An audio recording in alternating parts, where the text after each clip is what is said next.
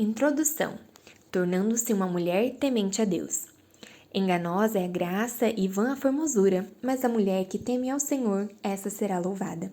Provérbios 31:30. Se alguém tivesse me falado 5 anos atrás que eu escreveria um livro para mulheres cristãs que começaria com uma citação de Provérbios 31, eu provavelmente lhe daria um soco na face. Sem dúvida, nenhum outro capítulo das Escrituras é mais citado do que Provérbios 31 quando se quer falar para mulheres. Mas permaneça comigo enquanto cambaleamos à beira de mais essa repetição. Para o propósito do trabalho que temos à mão, penso que Provérbios 31:30 merece uma análise mais cuidadosa, uma vez que essa passagem fala sobre mulheres, mas mais do que isso, porque ela fala sobre Deus. Na casa da minha mãe, há 2 pequenos porta-retratos ovais de um homem e uma mulher do fim do século XVIII. Eles são David e Nancy Coy, de Homer, estado de Nova York, bisavós da minha bisavó por parte de mãe. Nós carinhosamente nos referimos a eles como os ancestrais, respeitáveis cidadãos dos rebanhos congregacional e presbiteriano cujos olhares severos pareciam querer impedir que a civilização cometesse faltas. Eu imagino, pela expressão deles, que a vida não lhes era fácil. Nancy, em particular, tem uma expressão facial de quem não entendeu a piada. Seria possível até suspeitar que o artista tivesse amplificado o foco para incluir o corpo dela. Nós descobriríamos que ela estava segurando uma velha cópia da Bíblia King James, como os retratos de outras mulheres de seu tempo. Ela é a própria materialização da imagem que temos quando ouvimos a frase mulher temente a Deus. Atualmente, chamar alguém dessa maneira soa arcaico, talvez até sarcástico, mas nos dias de Nancy isso seria tomado como um grande elogio, uma referência direta a Provérbios 31:30. Hoje, se quisermos elogiar uma mulher como sendo piedosa, é provável que digamos algo como ela é tão apaixonada por Jesus, ou ela tem um relacionamento íntimo com o Senhor. O retrato estereotipado de tal mulher seria uma fotografia de banco de dados com um fundo pouco nítido, envolvendo um campo, raios solares, braços estendidos e um sorriso beatífico como aquela imagem da Julia Andrews na cena de abertura de Uma Noviça Rebelde. Essa não é a forma ruim de retratar a piedade, mas é um grande contraste com Nancy.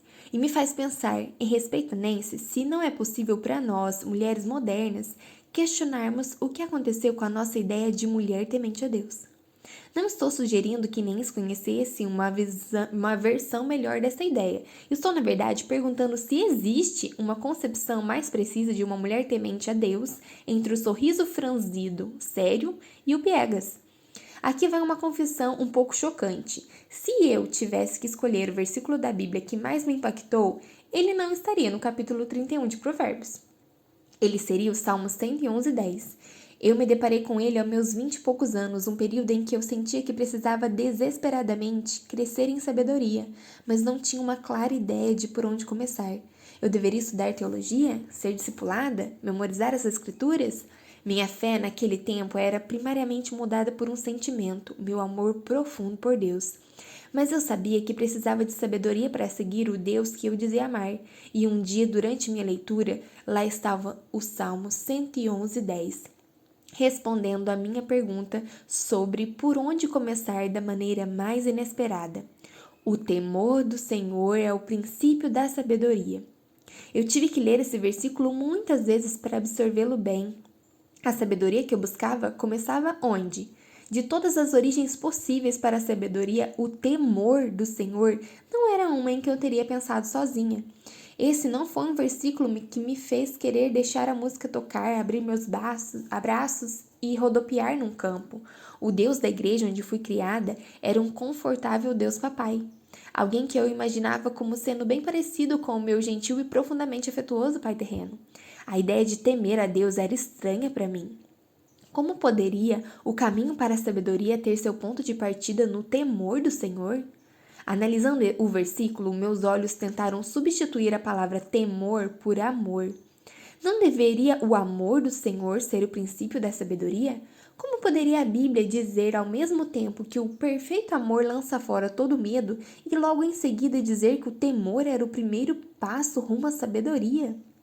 Minha concepção de Deus era de que ele era alcançável e acessível, o Deus a quem a oração dominical carinhosamente se refere como Pai Nosso. E ele é assim, ele é misericordiosa e gloriosamente aquele Pai. Porém, o que o temor do Senhor reconhece é que ele não é apenas isso. Ele também está nos céus e tem um nome que é santificado acima de todo nome. Ele é tanto um Deus que está perto de nós, quanto um Deus que transcende. O temor do Senhor compreende o fato de que o Pai, que fomos ensinados a chamar de nosso, é também o Senhor do universo, entronizado entre os querubins e fazendo o que lhe apraz entre as nações. Nem todas nós crescemos com um pai terreno carinhoso, muito menos com um conceito de Deus Papai acessível.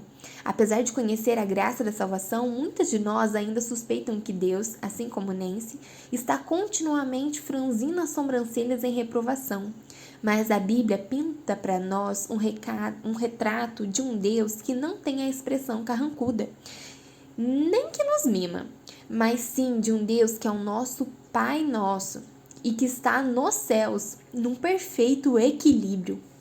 Descobrir esse equilíbrio requer ter a definição que realmente funcione para a forma como o Salmo 111:10 usa a palavra temor, e para isso podemos nos voltar para o livro de Hebreus.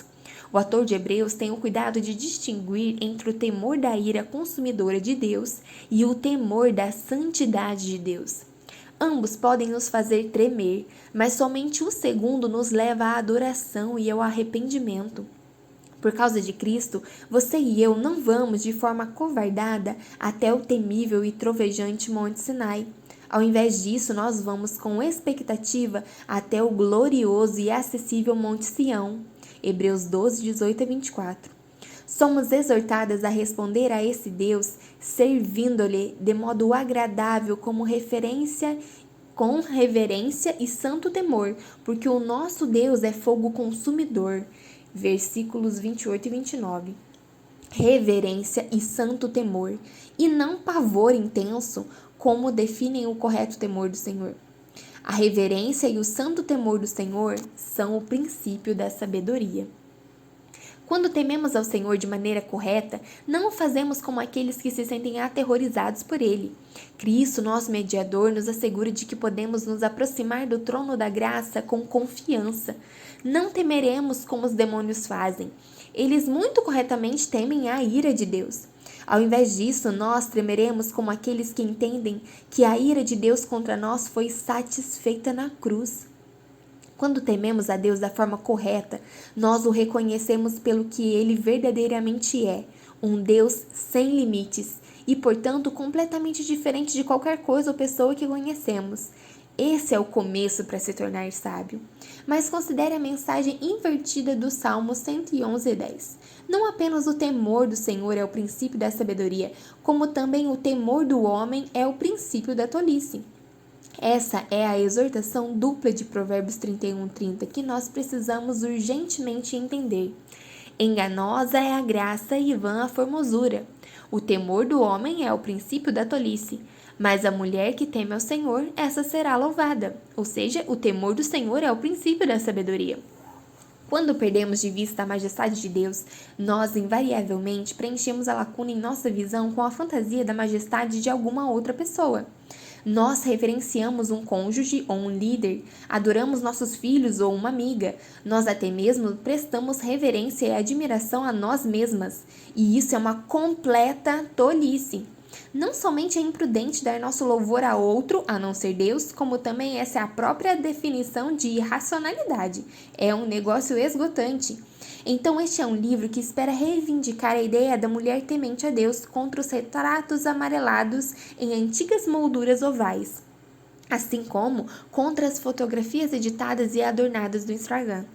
Nossas páginas a seguir, quero que consideremos a majestade de um Deus ilimitado. Quero que meditemos sobre as suas perfeições, para que elas se tornem o mais racional objeto de nossa reverência e admiração. E ao longo do percurso, quero que deixemos nossa tendência de pedir que outros, ou até nós mesmas, sejam aquilo que somente Deus é. A vida é curta e preciosa demais para gastarmos tempo temendo as coisas erradas, de maneiras erradas.